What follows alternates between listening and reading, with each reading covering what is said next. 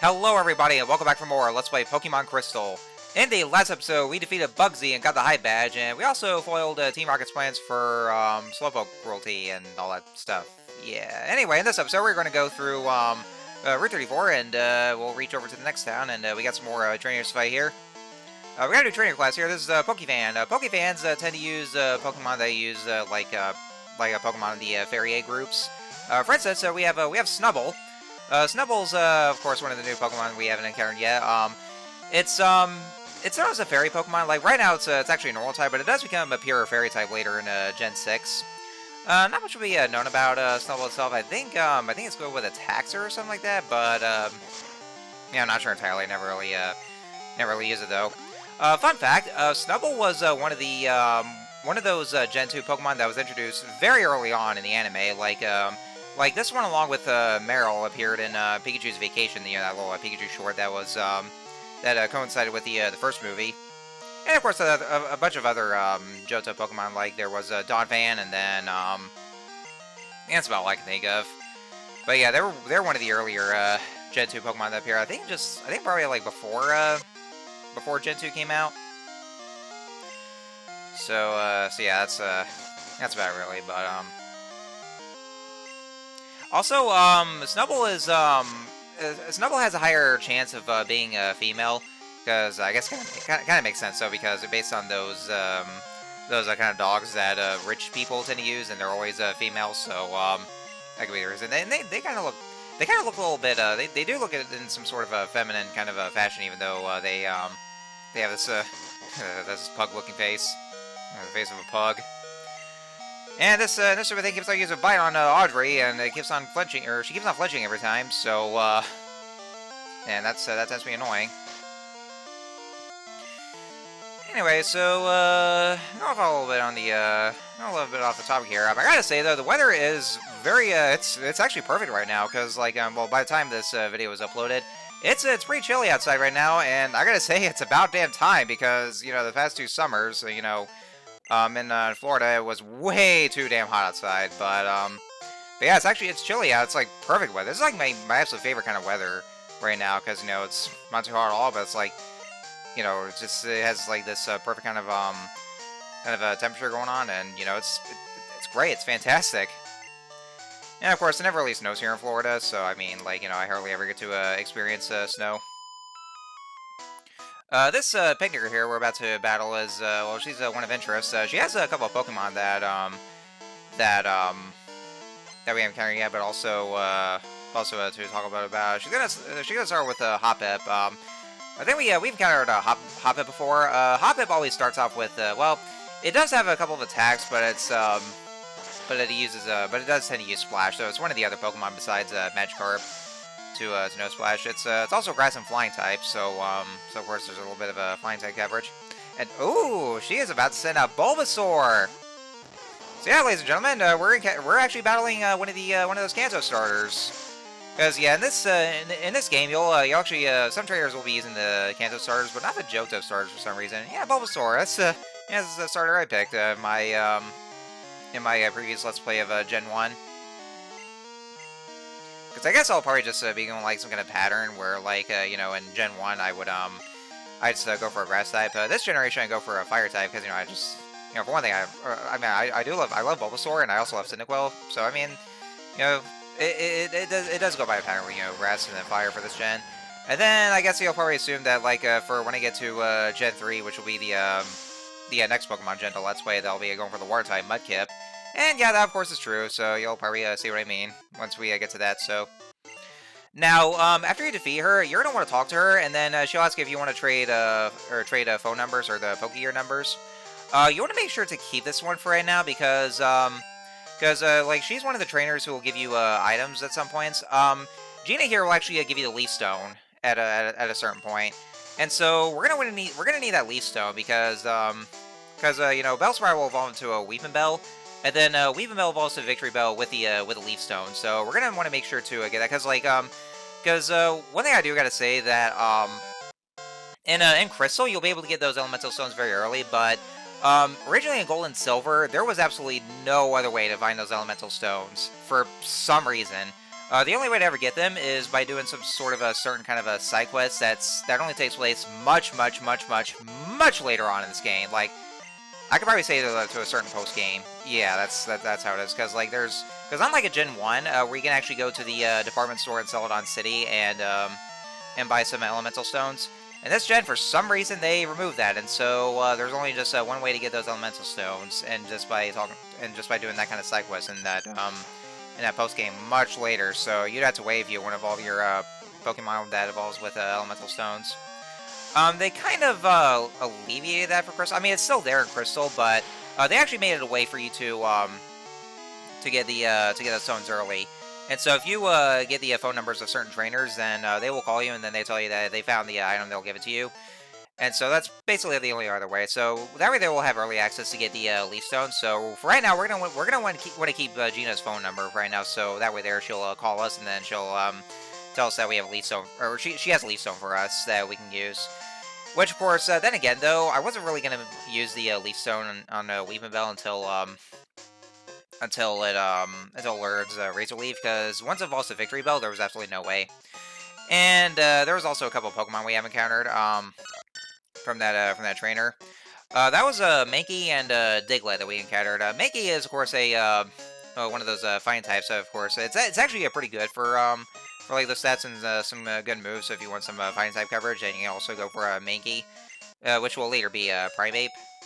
And then there was also Diglett, which is a good, probably a good kind of a ground type we go for, although it does have a pretty low HP. But it's well known for using the move Dig, and I think it has like an early access for a Dig. So if you want to go good kind of a ground type coverage, then there we go. But I just went for Geodude anyway. All right, so this here is the daycare, and they just gave us another egg that after we just got Togepi, but we'll finish off the Togepi side quest a little later because we got to bring it over to Professor Elm. But yeah, he just gave us an egg, and so it's gonna take a lot of steps. So I'll probably just keep the egg so that way I can get the I can actually get that Pokemon. So anyway, the daycare, it's a returning little feature from Gen 1. However, unlike a Gen 1 where like you can actually basically it kind of works the same, where you just bring in your Pokemon to the daycare, and then they'll raise it for you, and then they can raise up the levels and also teach some moves automatically, even against your will. That's usually how it works. A brand new feature that was added in this generation for the daycare, you can actually store up to not one but two Pokemon in the daycare itself, and so this is what leads to the introduction of an entirely new mechanic, and one of the most well-known mechanics here for the Pokemon series in general: breeding. So basically, what breeding is about is that if you take in two of the Pokemon that are very much compatible with each other, what they'll do is that they'll just spend some lovely time together, and then they'll eventually produce an egg. And so, but you want to make sure to get the kind of Pokemon that's compatible with each other. So if you can just talk to the daycare man, they just tell you how they're feeling towards each other. Like if they like each other, then it gives a good chance to use the for them to produce an egg. And of course, you can use like any kind of Pokemon that's compatible. But however, though, if you want to get like the same kind of the kind of eggs that would hatch from the Pokemon you're breeding with, many people use go for this one Pokemon called Ditto. Ditto is a Pokemon that has a move transforming, and then basically transform to any kind of Pokemon that encounters. If you deposit one Pokemon and then Ditto into the daycare, then you'll easily be able to get the egg for said Pokemon that you wanted to breed beforehand. So yeah, that's one Pokemon that's best recommended for breeding itself. And also, if you want to get like some certain baby Pokemon, like for instance, there's a Pikachu. Pikachu in this generation has a pre-evolved form called Pichu. And so, in order to obtain Pichu, you basically have to breed Pikachu. So you can actually just take Pikachu into the daycare, and also Ditto, with those two together, and then they'll produce the egg, and then that's how you get Pichu. There's also a bunch of other baby Pokemon that you can also get from other Pokemon that were introduced. Like there are some others that I'll probably talk about, or once we encounter them. So anyway, so now here we are in Goldenrod City at long last. That's the next destination that we're going to be going to. It's well known for being the largest city in the Johto region.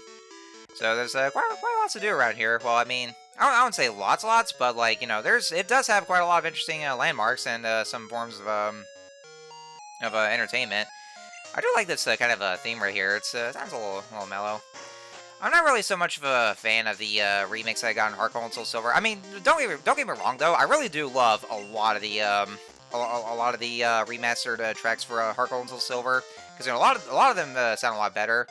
Not so much with Goldenrod City though. They kind of made it sound a little too bouncy for my liking. And kind of 180 degree. I mean, it's still the same tune regardless, but just arranged differently, and I'm not really so much of a fan of it. I mean, some of you guys might like it. That's fine. You might have different tastes and all that, but personally, I like the theme a little more. So.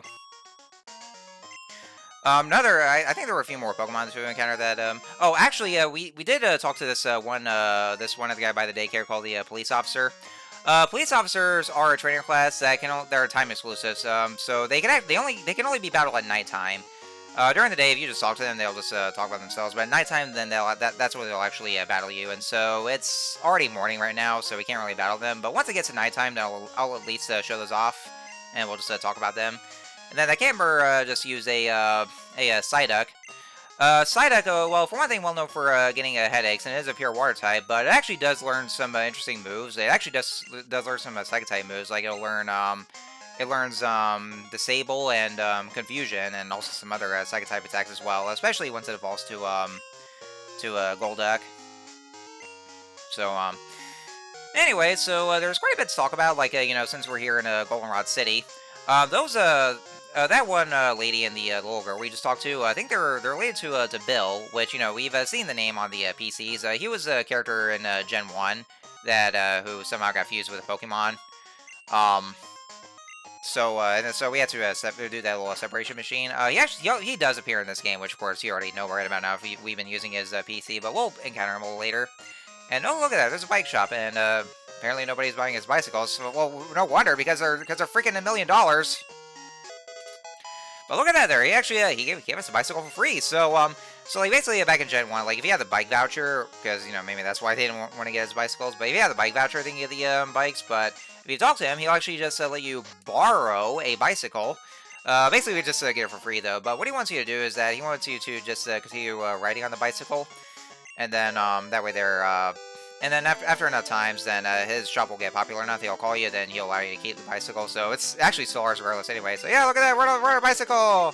I want to ride my bicycle, bicycle, bicycle. I want to ride my bicycle. I want to ride my bike. So yeah, the bicycle is another returning feature from Gen 1. What you can do actually, unlike a Gen 1 where you basically just have to go into the bag menu and then select the bicycle itself for you to ride on it, in Gen 2, they had this feature where if you go to the key items, you're able to equip the that kind of key item, but only one item though. And if you press the select button, you'll be able to use said item. So that way, in that instance, since I got equipped, then I can press select and then just immediately go on the bicycle. So it's a great little thing they added here as a little shortcut. So I'm actually glad they did that. I know later gens will actually just give you more access to those, especially Gen 5, where they actually just let you just give you an unlimited access to anything, which is actually really neat, honestly. All right, so this lady here we are in the radio tower, and the radio tower, well, I'm getting the feeling that we're gonna be there later on quite a while. But we're gonna want to talk to this lady here, and she'll give you this little quiz on based on what you know. I was actually doing perfectly until I got to the 5th question, because that one I had no idea. Do Goldenrod game quarter slots have Charmander on the reels? That one actually really slumped me, though. I actually cut this off right there, because like at one point I actually selected yes, and that was incorrect, because Charmander is not on the slots on the game corner. So yeah, it's because I didn't remember anything like that, though, so that's why I got the answer wrong. But after getting the questions correctly, then we have this new little add-on for the Pokegear, the radio. And so, if you go to the radio, you can actually just go to some certain channels, like the Pokedex shows, like they'll tell you about some Pokemon. There's also Pokemon music from Ben. They'll basically just he'll actually just activate some Pokemon to counter like the Pokemon March, and then And then there's also this little lullaby that that'll make some Pokemon sleepy. It's like if you turn on the radio or Ben's radio, where he has the lullaby music playing. Um, Whenever you encounter Pokemon in the wild, they'll immediately they'll have the sleeping stats. They'll just immediately go to sleep, and that'll increase your chances for catching Pokemon. So it's actually real useful in that regard. And then let's see what else. And I think there should be some channels that actually has that actually allows you to see which Pokemon that can encounter. Like this is actually one new mechanic that's introduced in this gen called swarming Pokemon. Now this also works if some sort of trainers you have register on the Pokegear numbers, and they'll call you and tell you what that there's a horde of some rare Pokemon that can be encountered in some certain areas. So that's what swarming Pokemon is about. It happens like on each random day that there is, but I think you can actually either use that kind of feature, or you can actually just go on the radio channel. And there's also some lucky corner contests here. If you get some points, you get some prizes here. I haven't really used that much of it though, so I don't really have much knowledge. So yeah, I bet we're looking forward to just being in the radio tower as in a later part of this game for quite a while now. Oh, I never like this part because that part drags. But more on that once we get there eventually. So I think that should just about cover everything I would explain about the some of the features here, like especially if you're in the radio tower. There's also the old man over there. If you talk to him, he has this little lucky Loto ID, where or the lottery kind of thing. If you get like a perfect matching number on your trainer ID, then you'll be able to get some certain prizes. Like you'll get the Master Ball, for instance, which is actually a one-time kind of item that you can get. And that was the Magna train station that we can get to. Unfortunately, we can't really do anything about that though. So yeah, it's actually useless to us for now. But because you know the train hasn't even arrived. But that's actually something that we'll probably do. And this right here is the Goldenrod department store. So it's basically like this mega version of the other Pokemon marts. It has you'll get much more access to items like besides medicine and Pokeballs. And this one has looks like some sort of a distribution warehouse I see here. Yeah, if you talk to them, they actually just kind of get real pissy with you for disturbing their work. I mean, you know, can't really blame them either way, because, I mean, I can get like that too when I get so focused on my work, and then I just don't want to get distracted, so, there's some items litter on the ground if you want to pick those up, there's not really much of it, though, because some of the doors are locked, and there's also the, these cases right here that are actually blocked off, and that Machoke is still busy trying to move those. So yeah, that's just about it. We'll probably just get like some other accesses to those items, but like you know at a much later date. And so and also one more thing to actually mention about the some new features, like some of the characters are talking about it, and this is where I should go ahead and just explain this new thing. So they were talking about how oh yeah, this gym here, oh god, well we'll talk about it later. So. Anyway, so I want to go ahead and talk about the, what some of the NPCs were talking about how, like, you know, with your Pokemon liking you. They're talking about this feature called the friendship system. Now, in Pokemon Yellow, a prototype of it was introduced where basically it only applies to the starter Pikachu. And so, like, you know, like if you just raise up your friendship with Pikachu and then you just talk to it and then win battles. And so, the more you do that, then your starter Pikachu will actually like you a lot more.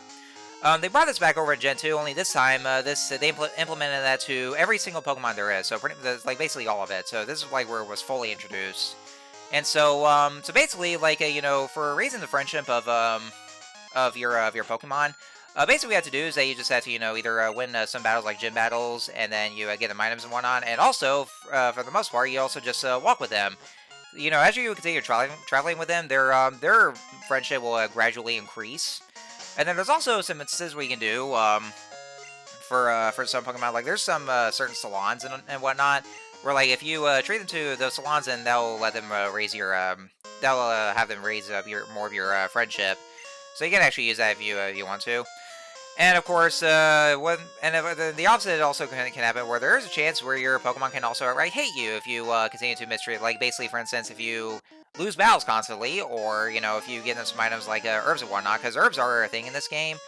like those medicinal herbs, and since they taste very bitter, then your Pokemon will start to dislike you a little more. So those are basically the only ways for your Pokemon to ever dislike you, just by either losing battles or giving them the herbs. But if you do neither one of those things, or like since your Pokemon is so strong that you hardly ever have them lose battles, and honestly though, it's almost kind of impossible to actually have your Pokemon hate you.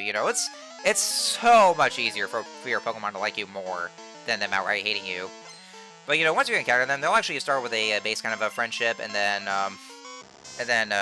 they'll just friendship gradually increases. So anyway, so this here is our well, here we are in the Goldenrod Underground, and so there's some trainers to battle, and this is our first encounter with a Super Nerd.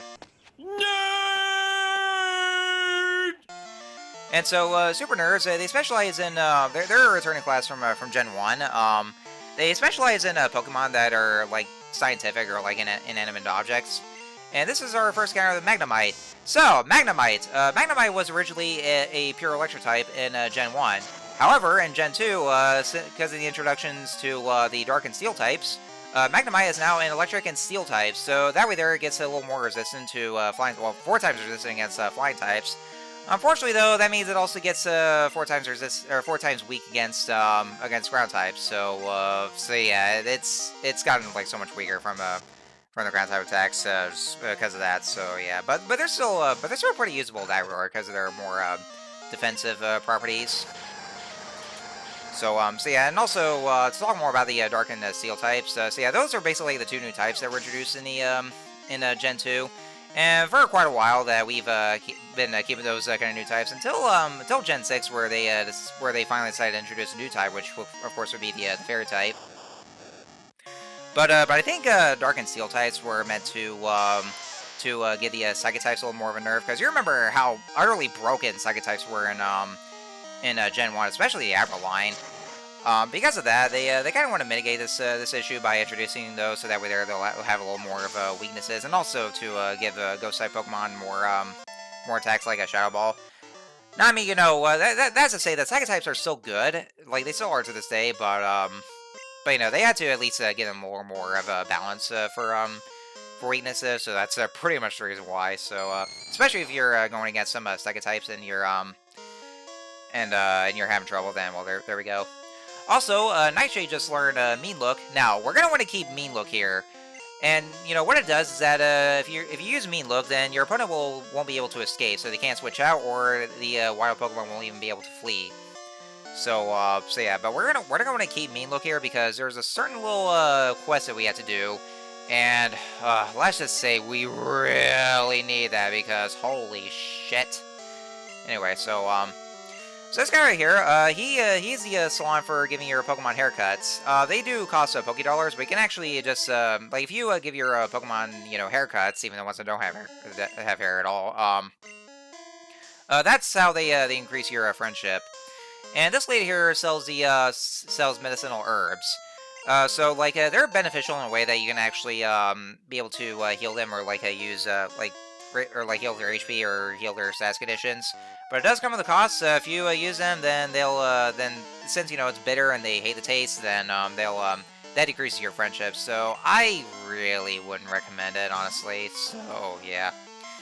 Anyway, so this guy here has a Lickitung, and he's saying that he took Lickitung to the salon and gave it haircuts, but Lickitung doesn't have any hair.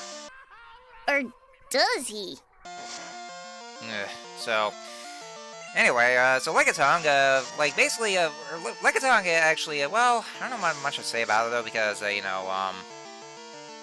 I think it might be a little defensive here, I would say, or it's good on special defense or something, but yeah, it's about, well, I don't know a whole lot about Lickitung either way, but yeah, so yeah, I'm sorry guys, I just kind of stuck myself with that. I never used Lickitung before, so I know it has I think it should have Wrap though. I think that's what it does.